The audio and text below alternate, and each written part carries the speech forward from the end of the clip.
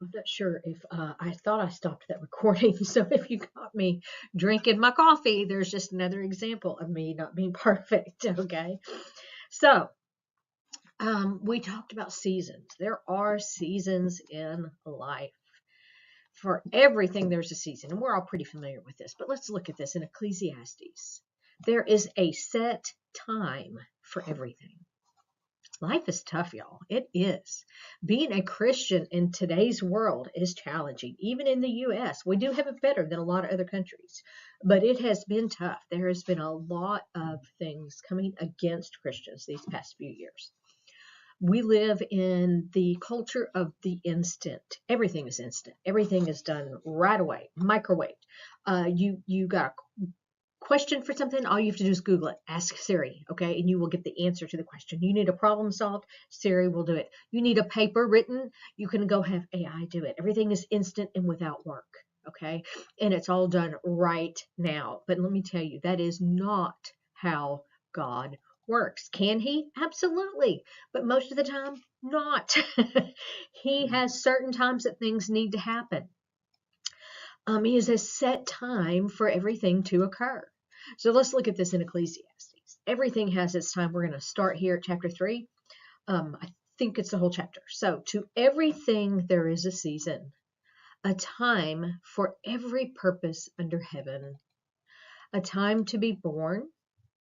Got a grandbaby coming, so a time to be born and a time to die. And I just lost my dad. So there are set times for those things, okay?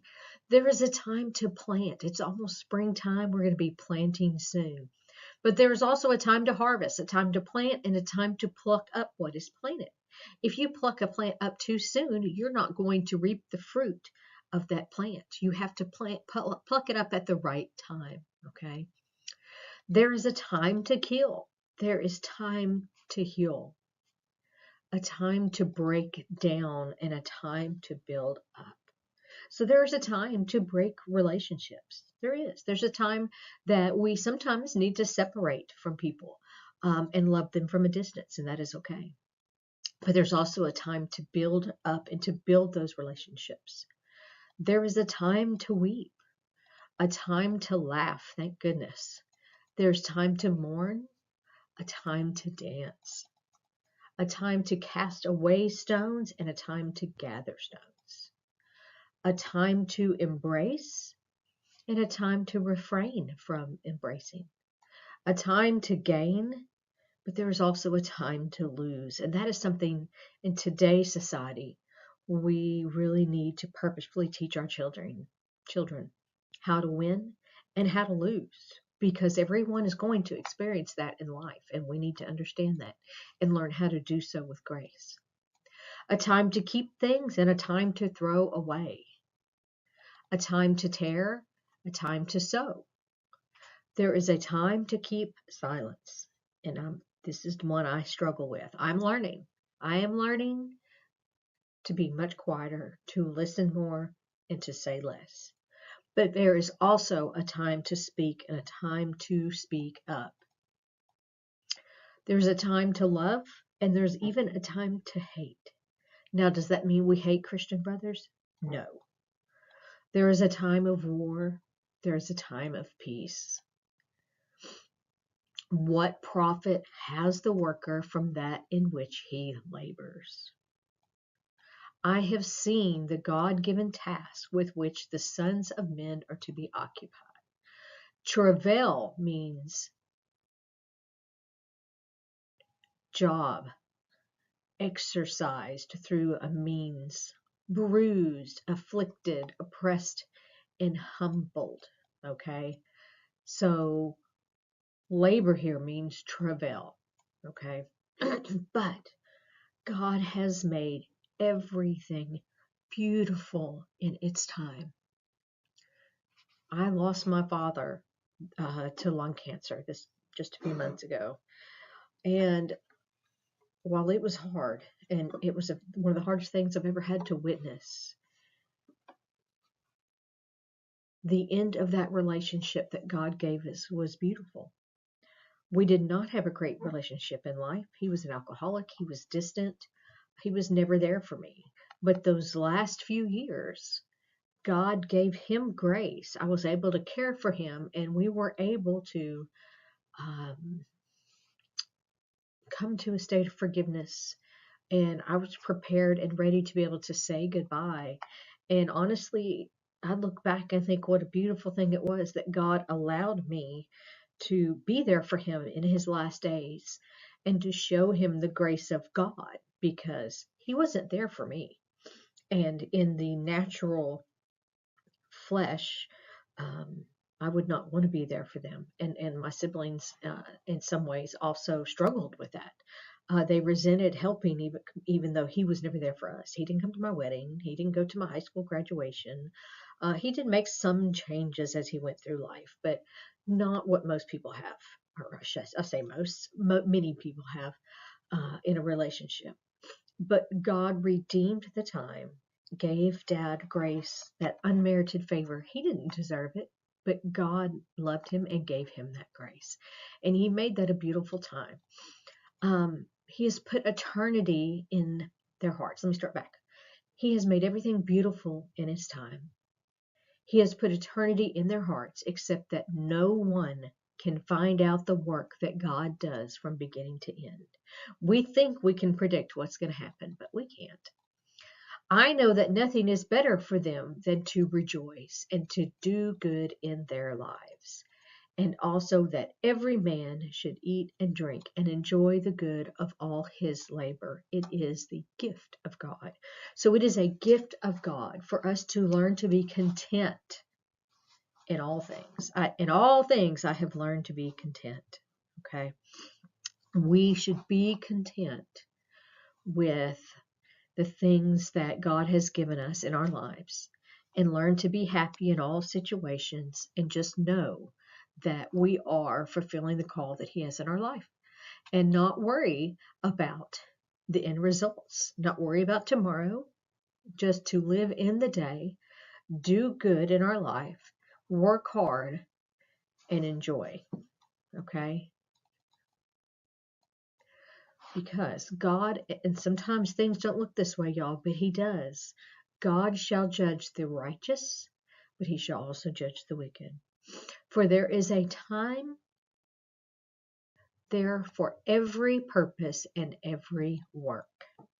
So your work has a place and it has a time. You may not see it for years. I kept asking God, why am I not in ministry? I thought I was called to ministry. Why am I not in ministry? And lo and behold, I look back now and I realized I was. Okay. Now, maybe when the kids were younger, I did do a lot of other things.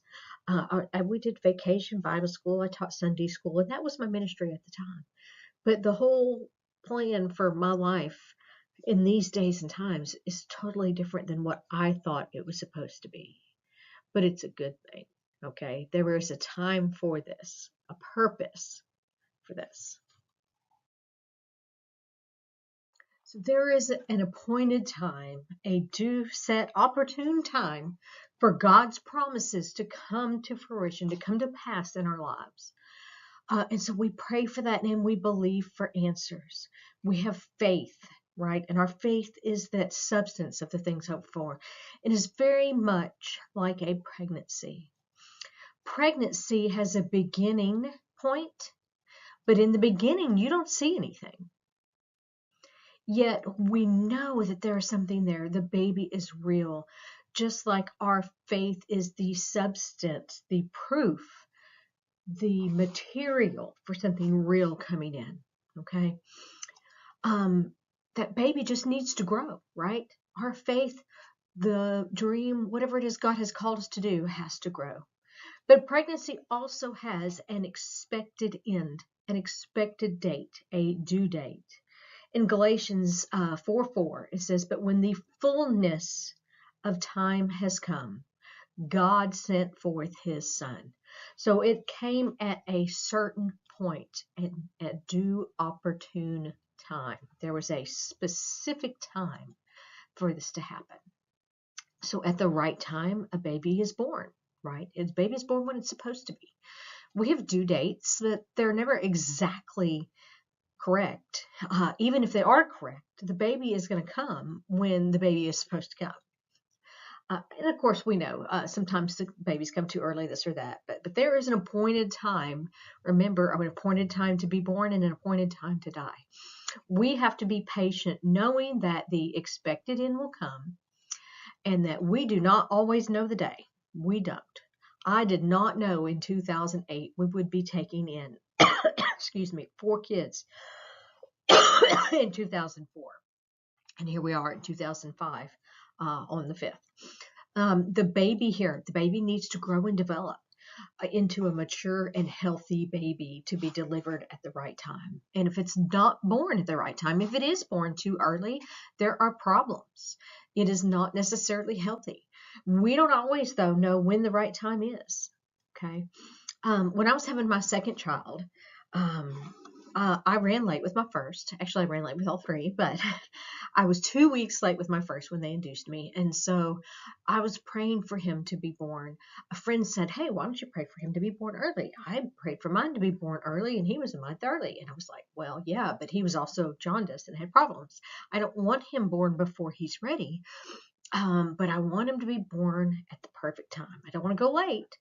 And I thought the perfect time was to not have him late. Okay. And so I had been praying for the duration of the pregnancy for him to be born at the right time. Okay. Not premature, because that usually means there is a problem. The baby is not ready to handle life away from the womb. That's really important to think about. When God has a call on our life, we have to grow and develop and mature in order to be able to do what he is calling us to do. I could not have handled 5 extra children 15 years ago. We couldn't have done it. We had other things going on in our lives that we had to take care of, that we had to prioritize. But at the right time, at the set opportune time, in due time, it came to pass. Okay. When it is time for that vision that God has to be born. Okay. So it is the same way with us. It's the same with pregnancy. Okay. We want everything immediately, but things have to grow and develop and mature. God knows exactly when things need to happen. Even when it's the answer to a prayer that we have, he knows when we need that answer. He knows when we need to reap. I have reaped a harvest in the past year, and it's not even really for me. It's really been more for the kids. But I sowed a lot of seed over the years, giving and giving and giving. And was perfect? Absolutely not. But I did. I tried. And I didn't really pay much attention to it, but I didn't really receive. Now, it is more blessed to give than it is to receive. So you receive a blessing during the giving. Okay, you do receive that blessing. But when we took in these kids, we have received so much help. It is just absolutely unreal. God knew we were going to need to call on those debts, okay? That we were going to need help in return. And so we spent all these years sowing and sowing and sowing, and then we were reaping. There are times when I could not even think to myself, I need such and such. Lord, can you send it? I didn't even have time to have that thought occur. Somebody would call me and say, "Hey, I've got such and such. Do you think that would help?" Or, "Hey, can I go pick such and such child up for you this week?" And you'd be like, "Yes, thank God, yes, yes." Or clothes, food. It has just been unreal. I wish I had written down all the ways that God has sent help, which is a whole other message on the equipping and how whom God calls, he equips. It's not always the equipping in us. Sometimes it's equipping through other people, but is again a whole other message. But he has allowed us to reap a harvest during this time when it was truly the most needed. Now, had you asked me when my little kids were young if we needed this or that? Absolutely. But do we need it so much more now? Absolutely. Okay, so God knows when we need it. The proper time, due time, is almost never when we think it is. And it's almost never going to happen how we think the answer needs to come. His ways are higher than our ways. His thoughts are higher than our thoughts. And he knows best. He sees everything.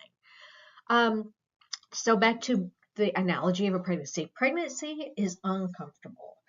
At first you've got morning sickness a lot of times to deal with, you've got heartburn, you can't bend over, you get nauseous, you can't sleep well, you can't touch your toes, you can't tie your shoes. We can be really emotional. And you know what's even harder? Labor. Labor is hard. Delivering a baby is difficult. If you have experienced labor without medication, you can understand that. You can relate. Even if you've had some, you've probably felt enough labor pains to realize it's difficult. Okay. My firstborn took 24 hours to deliver him up, and that is 24 hours of hard labor. It was tough, but it was the only way to get him here. So a lot of times we have to travail. It's hard. We get tired. We get weary, but we have to push through at the right time. And people talk a lot about how it's darkest before the dawn. That's really true. The devil really, really fights us right before something big is going to happen. It really is hard. The hardest time is right before something comes. So whether it's an answer to prayer, all these things I'm talking about, I'm talking about the call in your life, but it's also just even relating to praying. And we'll talk about that in a little bit, about not getting weary when you prayed for something, because sometimes it takes years.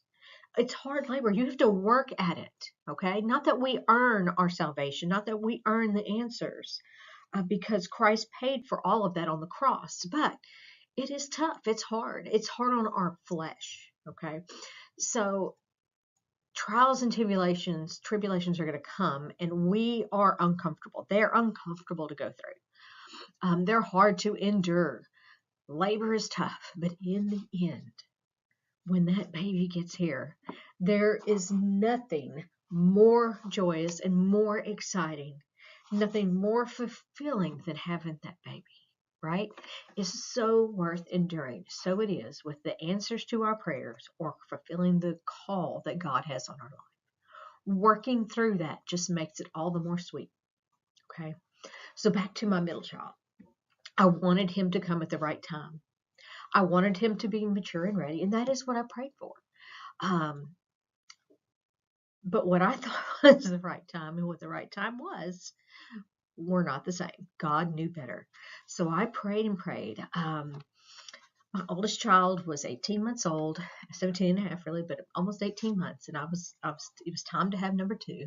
My mother was going to come and stay with me and help. And I was almost a week late, and she could kind of be difficult. And I thought that the right time would be for me to have my son before she got here. She lived about 4 hours away, and I thought, I need to have him, and then she'll be here after he's born to help me. But again, you know what? My focus was on myself, and that's not where it needed to be. That is so often the time for us, is it not? When we think about ourselves, we're not thinking about somebody else. And what I needed to realize, and I was young, I didn't know, but what I needed to be thinking about was my oldest son. He needed her to be there to be with him during labor. I needed my husband to be with me in the delivery room, and she needed to be there for my firstborn son, because he was too little to understand. He didn't understand what was going on. And so God knew better than I did. And so I tried to induce myself. I took castor oil and was walking, and that did bring on some labor pains. Okay, we can try to artificially do things before God has called and set for them to be done. We can make things happen, but it just doesn't always work. It didn't cause me to actually have him. Okay, he wouldn't come. But as soon as she got into town, true labor started. Okay. Funny, right? Not a coincidence. So what I didn't realize is that was my older son needed my mom there to give him comfort and to be with him. And God knew that, and he knew, and he caused my son to come at the perfect time. So God knows when the fullness of time has come. He knows when that due time, that due season is to answer your prayer or to fulfill whatever it is he has called you to do in your life.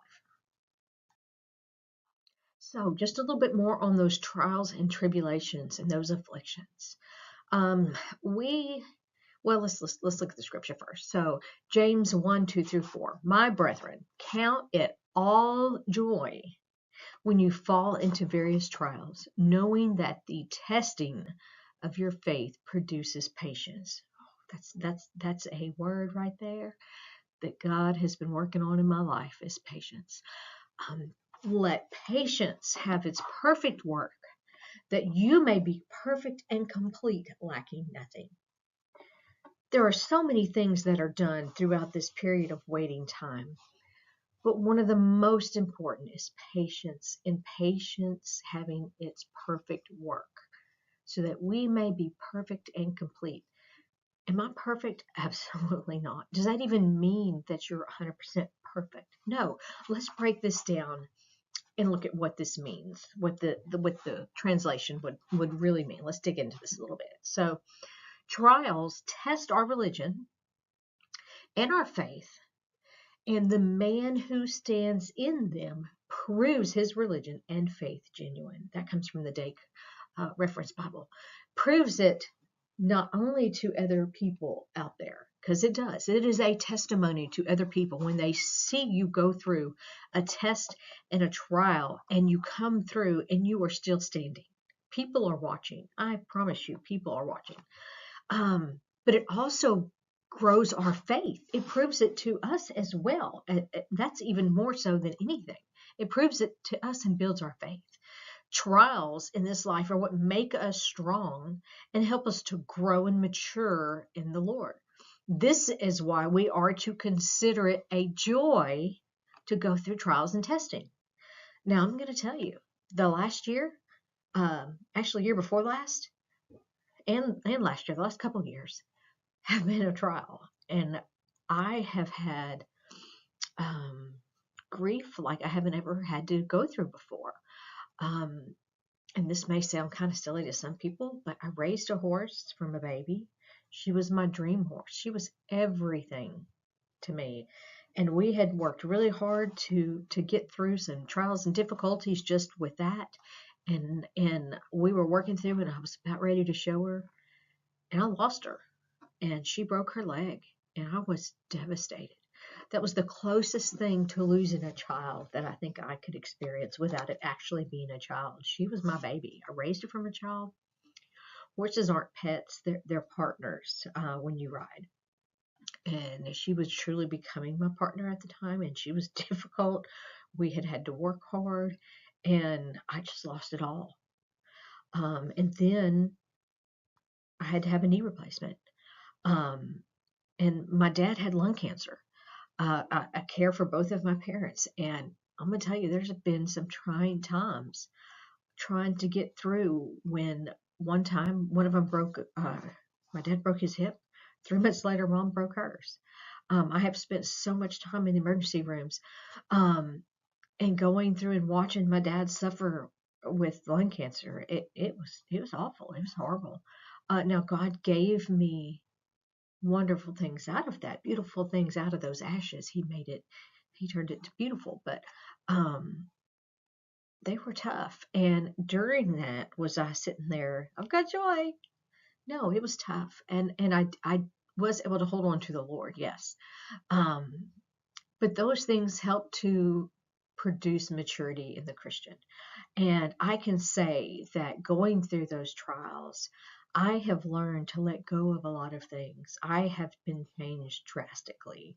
I spoke earlier about learning to be quiet and to not speak so much. I've always been one that probably talks too much.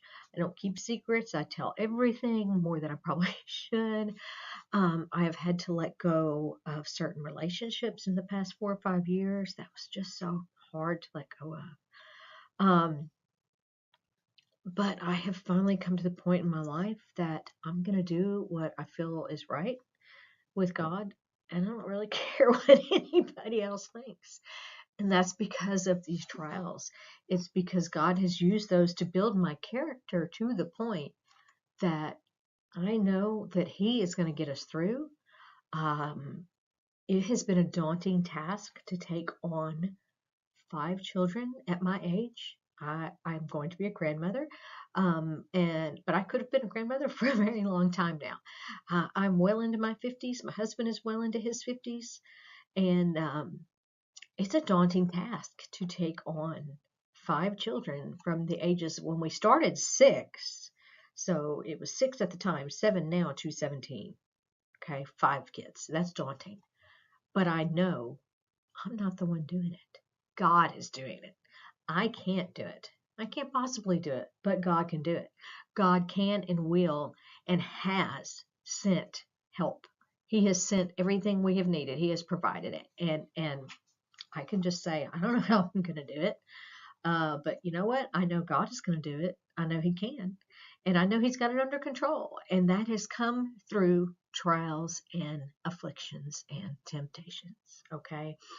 A trial, trying here means to test or to prove. Okay. Especially in the context when we're talking about faith or character. So it is a trial designed to reveal our true nature, particularly our faith. So the heart is deceitful above all things. We deceive ourselves. We don't really see our true heart motives. And I want to tell you, if you really want to see your heart and know your heart, ask God to show you, but you better be prepared, because I'm going to tell you, it's not pretty. But thank goodness, thank the Lord, He is bigger than our heart. Okay, that's a whole other Bible study there in and of itself. But our trial is designed to show us what we are made of, our true nature. It's also designed to produce perseverance and spiritual maturity in our life. Okay. It's often said in the world that you can't change what you don't acknowledge, and that is definitely true spiritually.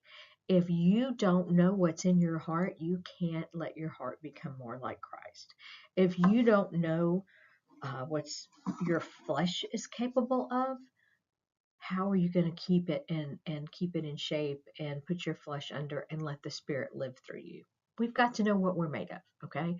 And honestly, even more importantly, we've got to know what God's made of, and that He is there and He can do it, okay?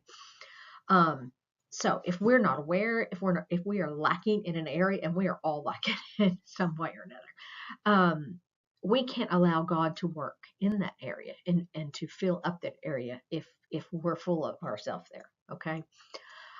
So we got to let God do that. So what is the goal here? Why do Christians have to go through trials? Well, it's to make us into mature Christians. Patience here is referring to endurance and steadfastness, to being strong, standing in the difficulties of life. That is something that is lacking in today's society. People want to bail immediately. Patience is also a patient waiting for. That's what endurance means. Or to remain under, or to endure. Okay, really means endure. So we are to hold on to our faith despite the cares of the world and the challenges in life. This becomes a witness for other people. Perfect does not mean without flaw. We wrestle with our man of flesh, and we often fail to walk in the Spirit. And what a joy it is when we actually do walk in the Spirit. But this here doesn't mean to be perfect. It means maturity, to be a mature Christian in your character. It means developing that, okay?